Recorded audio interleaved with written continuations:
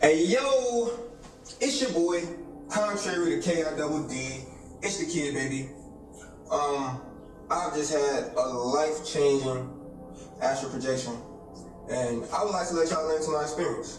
Okay, so here we go. All right, so just through this experience, just teaches how deep the mind is, truly. If you don't understand what astral projection is, please understand what astral projection is before watching this video. With that being said, here we go. So, how did my astral projection start? I already had it in my mind that I was going to astral project, okay? I had already woken up, I had already done a few things, and then something in me just told me to go lay down, lay on my back. I put a pillow under my back and made it a lot more comfortable to sit still. And I didn't do the normal astral projection where you feel the vibration and the vibrational frequency change from third dimensional to higher, and then you hear the buzzing sound, and then you start ascending with your fourth or fifth dimensional body. I didn't do it that way. I was going to sleep essentially. It was darkness. I was in the dark with my eyes closed, obviously. Like, that's the darkness, my eyes being closed. And then I started seeing light. As if I was going into a dream, not like a light at the end of a tunnel, like just light in a symbolic form, like your dream, like you will be lit up, like you're gonna see something. I don't know how to explain the light. It wasn't like an actual light, like it was like more symbolic, like you're about to see something, okay? Now, it started off playful, because I know my power, and I understand astral projection, so I was playing with it. So I just wanted to see what I could do. So I started off the astral projection literally watching TV. I was watching Ed, and I realized that your mind, everything that your mind has seen has been recorded literally. Because every sound that is in a cartoon, from every word, was literally spit back to me like perfectly. I'm literally like, if I didn't know I was astral projecting, I would have thought I was really watching Ed. It was crazy, from the theme music to everything. So after watching Ed for a little bit, I was like, okay, let's see if I can change the channel. And I changed it to Powerpuff Girls. And then the intro starts, and I hear the music and the sounds and the voices and everything. And the cartoon was like perfectly like in real life. It was crazy. It didn't seem dreamlike. It was like I was literally watching, knowing that this cartoon is a part of me, understanding that the world is an outside reflection of me. I was watching myself through the cartoon, if that makes sense. Which it does. You just gotta make it make sense. Listen. After this, I was like, all right, I wanted to play a little bit more. So I took out my phone. Now, if you've ever dreamed before, you will realize that you've never looked at your phone ever in a dream. No matter how many times you look at your phone in real life, you would never see your phone in a dream. You would never just be on your phone. That's how I know I was in the astrals. I was very aware of everything that was going on, and I still can somewhat recollect what just happened. As soon as my eyes opened, a lot of it kind of started to fade. So I'm making this video to record my experience. Even though the life-changing effect has been so impactful that I know I will never forget the most important parts of this projection, okay? Which has nothing to do with y'all, it's more for me, but I just want y'all to know how deep your mind is, and I wanted to let y'all into this very impactful experience that I just had. So, back to the story. So, after watching TV, I wanted to play a little bit more, so I took out my phone, like my actual phone, like that I had. I took out my phone, and I started scrolling on Facebook. Like, what? Like, okay, so I'm scrolling on Facebook, and I'm aware that everything I'm looking at that is posted by the people I'm seeing on my Facebook are all me. You get what I'm saying? If I'm inside my own mind, every word is what I put there for me to see, right? So I'm scrolling, and usually when you try to focus too hard on something, which it takes focus to read, it'll change something. It'll change something about the dream. This was not a dream. This was literally a projection, astrally. Okay? I'm looking, and I'm able to read these statuses word for word. And they're all things that are in my mind, like things that I speak on, things that I teach about. It was advice. It was so crazy. I was literally writing to myself in so many different forms. this was mind blowing. Okay, so after this, I started to realize, like, okay, I am in the astral, so that means I can get up, because I was still in my bed. I didn't just project to a different place. I was in my room. I was in my room, in my bed. You could only know that you are actually projecting because I know that I'm actually projecting. This was very realistic. I could breathe. I felt the air breathing into my lungs. Like, this was reality. From a certain perspective, this was reality. I get up from my bed. I notice the air is denser, meaning it's harder. It's a bit harder to breathe, and it's a bit harder to move. So instinctually, I started doing Tai Chi. I don't know how to actually do Tai Chi, but I know it's something about feeling the energy in the atmosphere around you and becoming one with it. So I started doing this kind of thing and started to breathe slowly, as if to meditate in the astrals. Okay? Once I did this, I realized that the air wasn't going to get any less dense, and it wasn't going to become easier to breathe. So I took my focus off of it, and it actually did it, because I didn't realize, I became unaware that I was breathing. What am I breathing in the astrals? Literally, what am I breathing? Is it oxygen? Is it air? Is it my mind? Am I thinking I'm breathing? Am I just simulating breathing? This is mind blowing how deep the mind is. Let me make sure this is recording. Yeah, okay. This is so deep, right? So after this, I'm playing some more. So I said, okay, I'm bored with this. Scrolling down Facebook, and I manifested a mirror on the wall. My room is kind of like this, but without a green screen. It was just a wall, and I have a mirror on the other side of my wall. You get what I'm saying? Like this direction, and this is the wall, and then what I'm sitting on right now is my bed. Okay, so I got up from my bed and I started looking in this direction, and after I was done doing my Tai Chi, whatever, the mirror that is on that wall began to manifest on this wall, but super big. Like my mirror is about this big. The mirror on the wall was huge. Like you could see about 65% of your body in this mirror. But it was the same mirror, just bigger. Now, I've never looked at myself in the mirror in the astral, so I was very excited for this to happen. I was told that when you look at yourself in the astrals, you will see your true form. Now, I know that your true form is shapeless and formless. So the form that you see yourself in is the form that you decided to take on, because this is a form that you are comfortable with, and this is a form that you, for whatever reason, chose to manifest into. Because when I looked at myself, I looked like this. I didn't look different. I had a body, I had a face, I had a nose, I had organs. I was breathing. I could feel, I could hear, I could touch. I had all of my senses. I was a mind in a body experiencing reality from an astral perspective. Now, I wonder what that means to be in the astrals forever. Like I'm living in a third dimensional reality, but I know that there are beings that live in the astrals. So that must be wild for them. Back to the story. I looked at myself and I was like, probably like if you grew up your whole life and never looked at yourself in the mirror, and then you seen yourself in the mirror for the first time. It was kind of like that, because I wasn't sure what I was expecting. I don't know if I was expecting to see my energy instead of a physical body, but I was just like, whoa.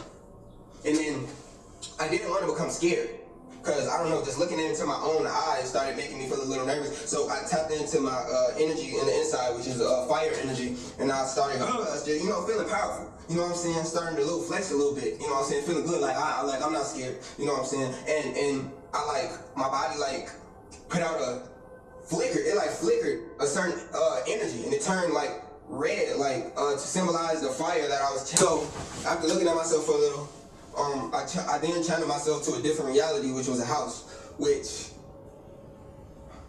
now it starts getting really personal. So I don't even know how I'm gonna go about speaking on this. I have someone in my life who is a loved one, and we kind of going through some things, and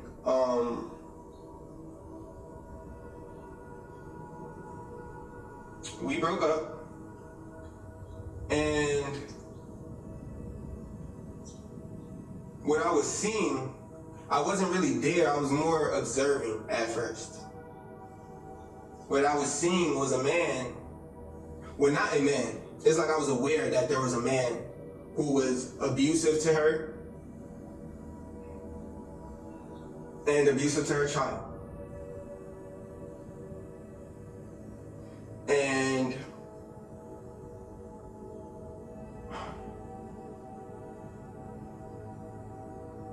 I was just aware that they were very scared of this man coming back home. And I was aware that the day before I came, that they were both being abused physically, and that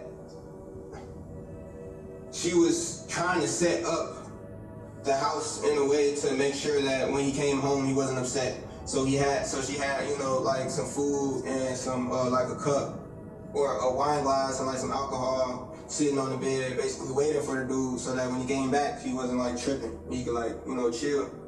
And she had her daughter. Go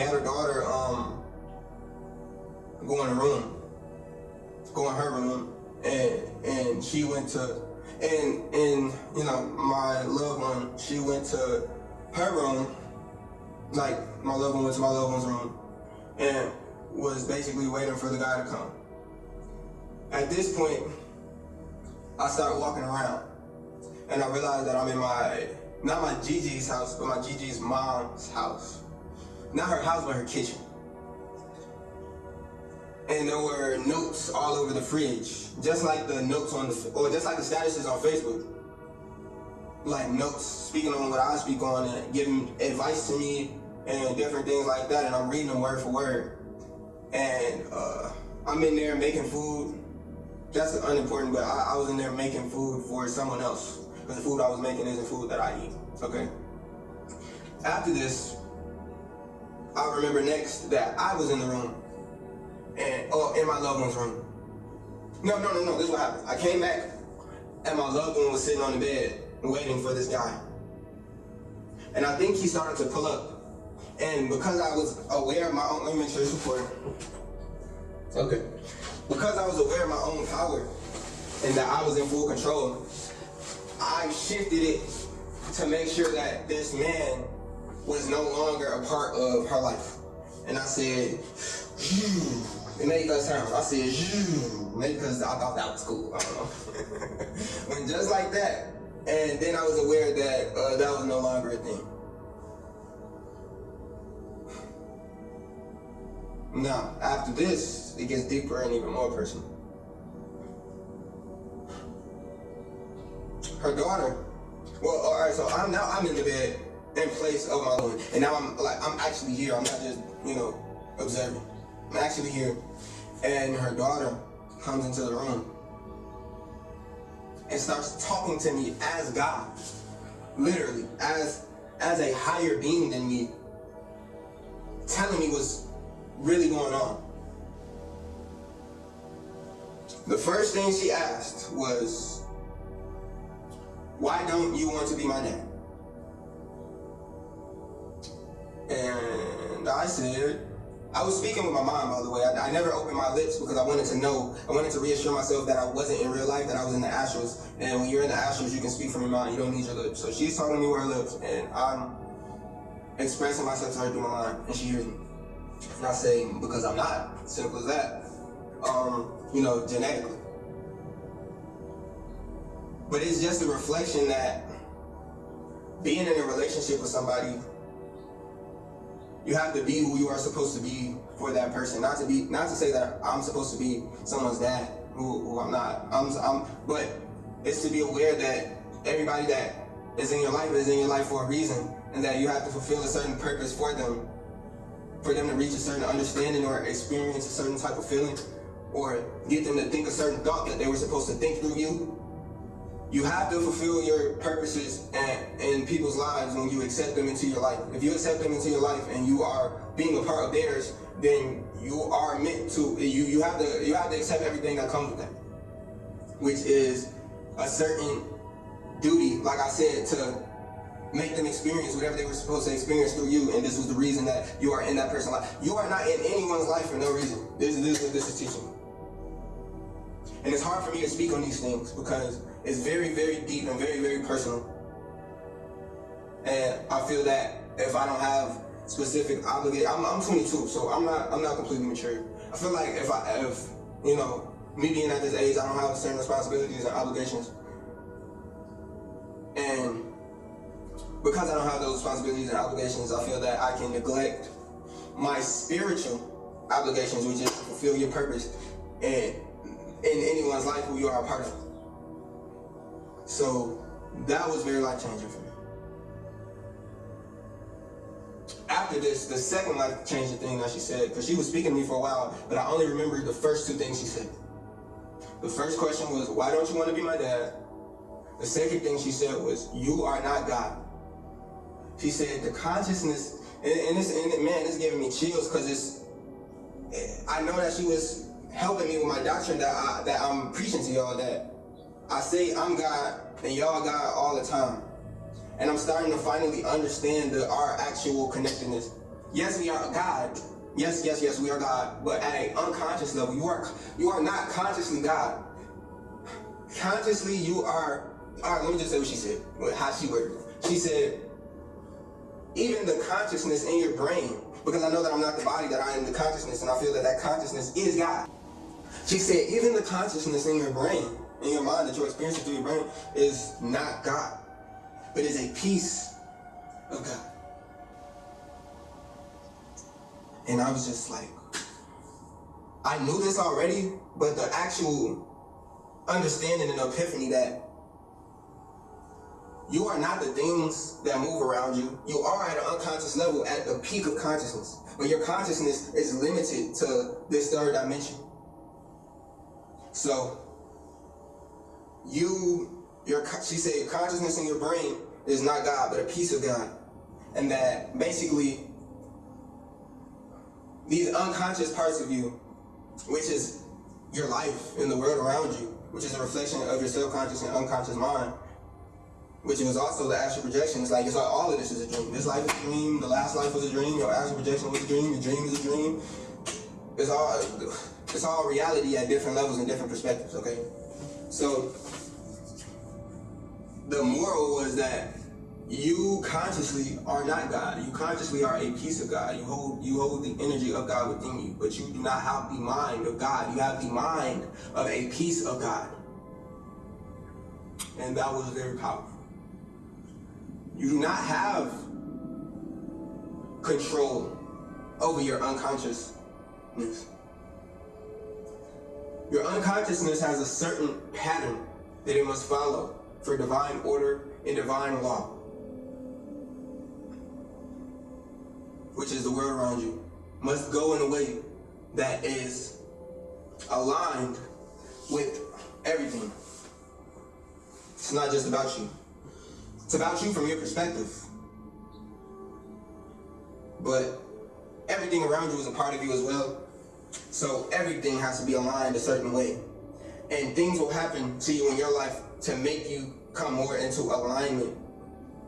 Because the quickest way for a human to learn is through experience. Through experience comes knowledge. So the world works around you and you work around the world. So it's not just one way in one direction. You and God work together to manifest reality and to have and to be aligned with your most efficient reality for you, from your perspective. And that's why God works around you and you work around God. So y'all working together to achieve this reality that you want. So you can't just do it all on your own. You have to be fulfilled. You have to work around this energy and you have to be aware of it. And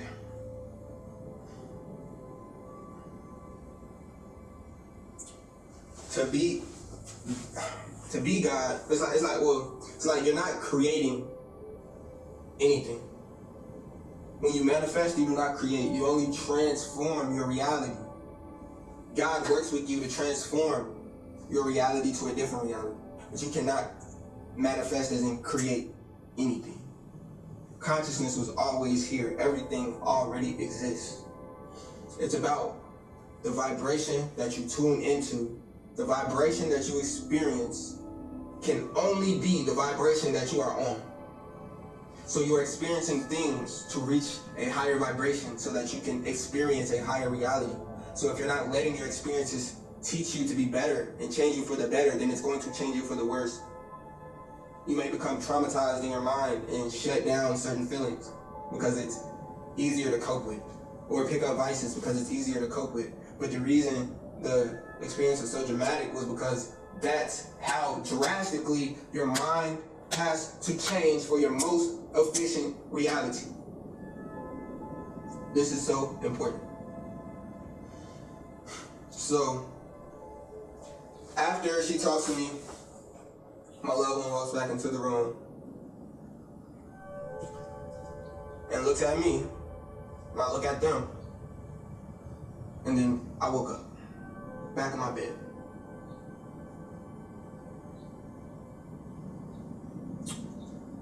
And then I made this video. Well, I sat down and thought about that for a while, meditated on it, and very life-changing.